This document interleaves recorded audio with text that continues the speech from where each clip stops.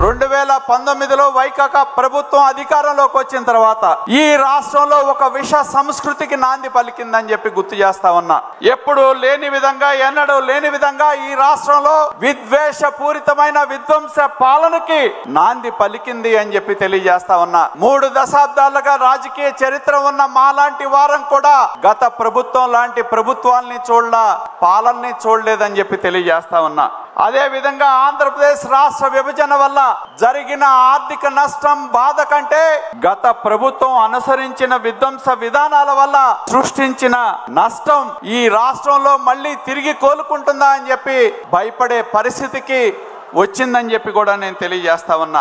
ప్రజలు పాలించమని అధికారాన్ని అప్పచెప్తే అధికారంలోకి వచ్చిన తొలి రోజుల్లోనే ప్రజా సమస్యలకి పరిష్కార వేదికైన ప్రజా వేదికని కూల్చడం ద్వారా ఈ రాష్ట్రంలో విధ్వంస పాలనకి తెర లేపారని చెప్పి తెలియజేస్తా ఉన్నా. విధ్వంసం చేయని రంగం గాని, విధ్వంసం చేయని వ్యవస్థ గాని లేదని చెప్పి గుర్తుంచుకోవాలి. ఆర్థిక రంగం కావచ్చు, విద్యా రంగం కావచ్చు, వైద్య రంగం కావచ్చు, అలాగే పారిశ్రామిక రంగం కావచ్చు, ప్రజా వ్యవస్థల్ని ఒక్కొక్క వ్యవస్థని కూడా గత పాలకులు కుప్పకూల్చిన నేపథ్యాన్ని గుర్తుంచుకోవాలి.